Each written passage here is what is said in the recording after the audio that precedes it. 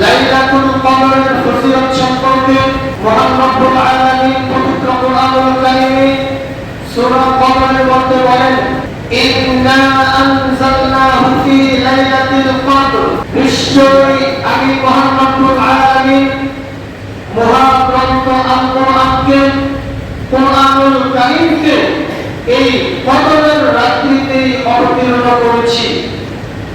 ওয়া মা আদরাকা মা লাইলাতুল কদর, হে নবী মুহাম্মদ সাল্লাল্লাহু আলাইহি ওয়াসাল্লাম, আপনি কি বলতে পারেন লাইলাতুল কদর কি? লাইলাতুল কদরি খায়রুম মিন আলফি শাহর, লাইলাতুল কদর হচ্ছে হাজার মাসের চেয়ে শ্রেষ্ঠ, দামি, মর্যাদাবান। তানাজ্জালুল মালাইকাতু ওয়ার রূহু ফিহা বিইذনি রাব্বিহিম, এই লাইলাতুল কদরের রজনীতে অসংখ্য অগণিত ফেরেশতা এবং জিবরিল আলাইহিস সালাতু ওয়াস সালাম সহ পৃথিবীতে অবতরণ করেন মহান রব্বুল আলামিনের নির্দেশে। প্রত্যেকটা ভালো এবং সৎ কাজ নিয়ে সালামুন হিয়া হাত্তা মাতলাইল ফজর, এই লাইলাতুল কদর, এই রজনীটা হচ্ছে বরকতময়, শান্তিপূর্ণ একটি রাত, ফজর হওয়া পর্যন্ত। এই সূরার ব্যাপারে এক নম্বর কথা হচ্ছে, এই সূরাটি নাযিল হওয়ার প্রেক্ষাপট আল্লামা ইবনে কাসির রাহিমাহুল্লাহ তার ইবনে কাসির গ্রন্থের মধ্যে এই সূরাটি নাযিল হওয়ার প্রেক্ষাপট তিনি নিয়ে এসেছেন। নবী মুহাম্মদুর রাসূলুল্লাহ সাল্লাল্লাহু আলাইহি ওয়াসাল্লাম সাহাবায়ে কেরামদের সামনে, মুসলমানদের সামনে বনী ইসরাঈলের এক ব্যক্তির কথা উল্লেখ করলেন। বনী ইসরাঈলের একজন ব্যক্তি 1000 মাস আল্লাহর রাস্তায় লড়াই করেছেন। এই কথা শোনা মাত্রই সাহাবায়ে কেরাম আশ্চর্য হয়ে গেলেন। তখনই আল্লাহ রাব্বুল আলামিন জিবরিল আলাইহিস সালাতু ওয়াস সালামের মাধ্যমে নবী মুহাম্মদুর রাসূলুল্লাহ সাল্লাল্লাহু আলাইহি ওয়াসাল্লামের উপর এই সূরাটি নবী মুহাম্মদুর রাসূলুল্লাহ সাল্লাল্লাহু আলাইহি ওয়াসাল্লামের উপর অবতীর্ণ করে সাহাবায়ে কেরামদেরকে জানিয়ে দিলেন, বনী ইসরাঈলের একজন ব্যক্তি 1000 মাস আল্লাহর রাস্তায় জিহাদ করেছে, লড়াই করেছে, কিন্তু উম্মতে মুহাম্মাদিয়ার কোনো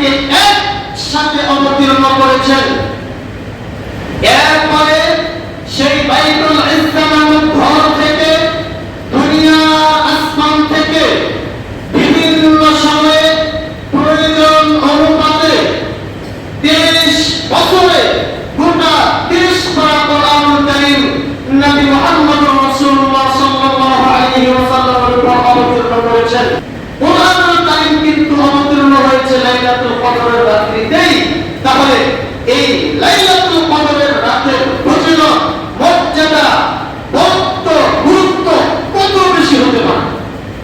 যেই রাতে মুহাম্মদ আলামিন এই উম্মতে মুহাম্মাদিয়াকে জাহান্নাম থেকে মুক্তি দেওয়ার জন্য, সঠিক পথে পরিচালিত হওয়ার জন্য, জান্নাতের পথে পরিচালিত হওয়ার জন্য আমাদেরকে মহাগ্রন্থ কোরআন দান করেছেন, সেই রাতের মর্যাদা, সেই রাতের দাম মুহাম্মদ আলামিনের কাছে কত বেশি হতে পারে। এর থেকে মর্যাদার বিষয় আর কি হতে পারে।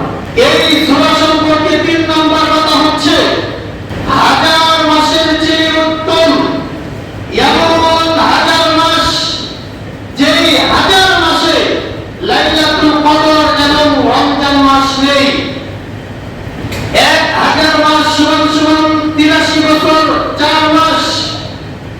কোন ব্যক্তি যদি এই লাইলাতুল কদরটাকে যথাযথভাবে পালন করতে পারে, যথাযথভাবে মূল্যায়ন করতে পারে, 83 বছর 4 মাস একজন ব্যক্তি নফল ইবাদত করে যত নেকি পাবে, একজন ব্যক্তি শুধুমাত্র কেবলমাত্র একমাত্র একটি লাইলাতুল কদর জাগ্রত থেকে ইবাদত বন্দেগীর মাধ্যমে কাটানোর মাধ্যমে ওই ব্যক্তির থেকেও বেশি নেকি পেয়ে যাবেন। সুবহানাল্লাহ। একদিকে 1000 মাস সমান 83 বছর 4 মাস, এমন 83 বছর 4 মাস, যেই 83 বছর 4 মাসের মধ্যে লাইলাতুল কদর এবং রমজান মাস নেই, এমন লাইলাতুল কদর এবং রমজান মাস বিহীন 83 বছর 4 মাস। অপরদিকে শুধুমাত্র একটা লাইলাতুল কদর, এই একটা লাইলাতুল কদর 83 বছর 4 মাসের থেকেও বেশি মর্যাদাবান, বেশি ফজিলতপূর্ণ, বেশি দামি। সুবহানাল্লাহ। এই হচ্ছে লাইলাতুল কদরের রজনীর গুরুত্ব, মর্যাদা, ফজিলত, দাম। লাইলাতুল কদর কোন রাত্রিতে, এই ব্যাপারে আপনাদের সামনে কয়েকটি হাদিস আমি পেশ করব। মুসলিম শরীফ এই গ্রন্থের 2657 নম্বর হাদিস। এই হাদিসে রাসূল সাল্লাল্লাহু আলাইহি ওয়াসাল্লাম বলেছেন, তাআয়্যানু লাইলাতুল কদরি ফিল আশরিল আওয়াখির। হে পৃথিবীর মানুষ, হে পৃথিবীর মুসলমানেরা, তোমরা রমজান মাসের শেষ দশকে, শেষ 10টি রাতে লাইলাতুল কদরকে তালাশ করো। এই হাদিস থেকে বোঝা যাচ্ছে লাইলাতুল কদর রমজান মাসের শেষ 10টি রাতের যে কোনো একটি রাত্রিতে হতে পারে। এই জন্য নবী মুহাম্মদুর রাসূলুল্লাহ সাল্লাল্লাহু আলাইহি ওয়াসাল্লাম রমজান মাসের শেষ 10টি রাতের প্রত্যেকটি রাতেই লাইলাতুল কদরকে তালাশ করার জন্য নির্দেশ দিয়েছেন। বুখারী শরীফ এই গ্রন্থের 2017 নম্বর হাদিস। এই হাদিসে নবী মুহাম্মদুর রাসূলুল্লাহ সাল্লাল্লাহু আলাইহি ওয়াসাল্লাম বলেছেন, তাহাররাউ লাইলাতুল কদরি ফিল উইতরি মিনাল আশরিল আওয়াখির মিন রমাদান। হে পৃথিবীর মানুষ, তোমরা রমজান মাসের শেষ দশকের বেজুর রাত্রিগুলোতে লাইলাতুল কদরকে তালাশ করো। 21, 23, 25, 27, 29 এই 5টি বেজুর রাত্রিতে তোমরা লাইলাতুল কদরকে তালাশ করো।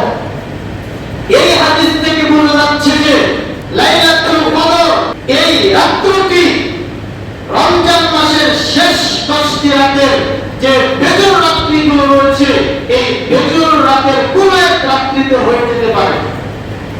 এই জন্যই আল্লাহ নবী বলছেন, প্রত্যেক বেজুর রাত্রিতে তোমরা লাইলাতুল কদরকে তালাশ করো। বুখারী শরীফ এই গ্রন্থের 2015 নম্বর হাদিস। এই হাদিসটি বর্ণিত হয়েছে ইবনে উমর রাদিয়াল্লাহু তাআলা আনহু বলেন, নবী মুহাম্মদুর রাসূলুল্লাহ সাল্লাল্লাহু আলাইহি ওয়াসাল্লামের কতিপয় সাহাবীকে স্বপ্নের মাধ্যমে রমজানের শেষ 7টি রাতে লাইলাতুল কদরকে দেখানো হয়েছে। এই বিষয়টা নবী মুহাম্মদ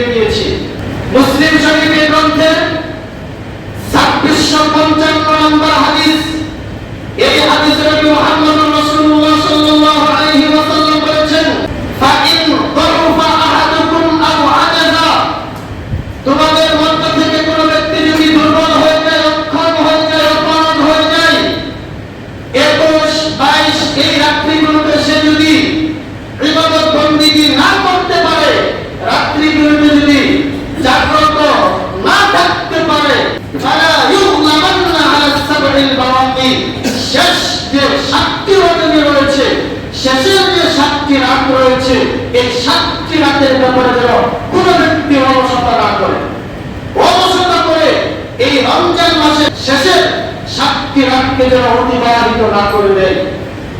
তার মানে এই 2টি হাদিস থেকে বোঝা যাচ্ছে লাইলাতুল কদর রমজান মাসের শেষ 7টি রাতের কোন এক রাত্রিতে হতে পারে। এই 7টি রাতের মধ্যে থেকে আবার 27 রাতের ব্যাপারে বিশেষভাবে গুরুত্ব এসেছে। মুসলিম শরীফের গ্রন্থের 1671 নম্বর হাদিসটি বর্ণিত হয়েছে। উবাই ইবনে কাব রাদিয়াল্লাহু তাআলা আনহু বলেন, ওয়াল্লাহি আল্লাহর কসম, ইন্নী লা আ'লামুহা, আমি লাইলাতুল কদর সম্পর্কে জানি, ওয়া আকসারু ইলমি, এবং এই ব্যাপারে আমি যা জানি তা হচ্ছে হিয়াল লাইলাতুল্লাতী আমারানা রাসূলুল্লাহ সাল্লাল্লাহু আলাইহি ওয়াসাল্লাম বিকিয়ামিহা।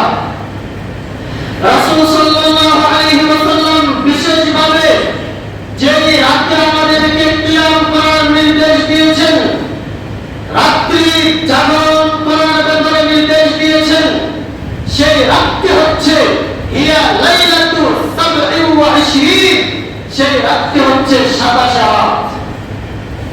তাহলে এই হাদিস থেকে আমরা 27 রাতের ব্যাপারে আলাদাভাবে গুরুত্ব পেয়ে গেলাম। তবে মনে রাখতে হবে নবী মুহাম্মদ রাসূলুল্লাহ সাল্লাল্লাহু আলাইহি ওয়াসাল্লাম একটি হাদিসেও লাইলাতুল কদর কোন রাত্রিতে এই কথা নির্দিষ্ট করে দেয়নি, একটি হাদিসেও এই কথা বলেনি। এইটা হচ্ছে উবাই ইবনে কাব রাদিয়াল্লাহু তাআলা আনহুর ব্যক্তিগত মত। এর বিপরীতে আরো হাদিস রয়েছে। আবু দাউদ শরীফ এই গ্রন্থের 1381 নম্বর হাদিসটি বর্ণিত হয়েছে।